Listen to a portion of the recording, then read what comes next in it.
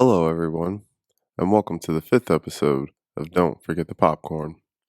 Today, we will be reviewing Clerks 3, and at the end, I will give it a score out of 10.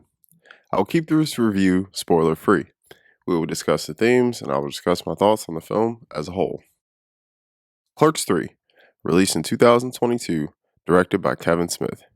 If you are a fan of the series, I think you will find this a great entry to the series.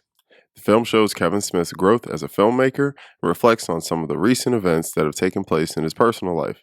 He delivers a heartfelt film while still maintaining the fun and humor of its first entries. The film follows its two main characters, Dante and Randall, as they make a film after Randall has a life-changing event. The film is filled with tons of references to other films while paying homage to the original, bringing back most of the characters from the original movie. Let me start by saying I am a Kevin Smith fan and a fan of the series as a whole. I do find the original very funny. I found this movie hilarious, heartwarming, and an overall joy.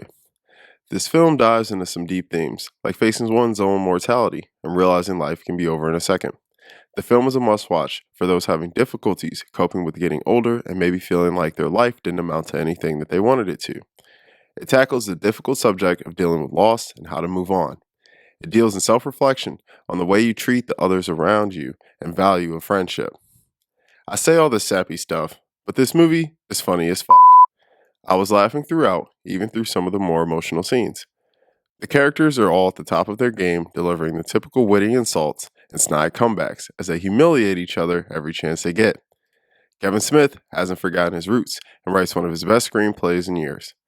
Jay and Silent Bob are just as great as ever, and if you're a fan of the two, Elias, the religious kid, is freaking hilarious in this movie, and he was honestly one of the highlights of the film. They talk about Gen Zers, some funny Star Wars references, and religious confusion. The film will bring the nostalgia out of you, and people who grew up with the series will find all the jokes hilarious, and you'll be fully invested. I was hoping to see Caitlin Bray in the movie, and the guy who plays Snowball. I do wish they would have touched on some unturned stones left from the plot of the first film. I won't tell you any specific gripes because it will ruin the film, but some questions do go unanswered. Other than that, I don't have many criticisms of the film. All the filmmaking techniques and cinematography was just right for the film, which might feel a bit basic or minimal to the average film watcher, but it works for the type of movie it is and what Kevin is going for. Overall, Clerks 3 is funny as hell. It's full of all the things you love from the first two and is a vast improvement over the second film.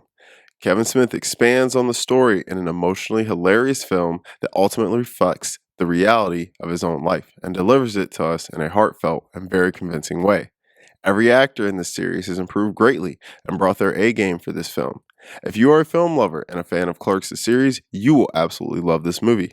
I'm going to give Clerks 3 an 8 out of 10. Not a perfect movie, but definitely an above average film and the best from Kevin Smith in years. Thank you guys for watching. I hope you enjoyed the review of the film. I do suggest this film if you haven't seen it, but I would suggest watching the first Clerks 2 films if you haven't seen those. Guys, we will be back in the next episode, and don't forget the popcorn.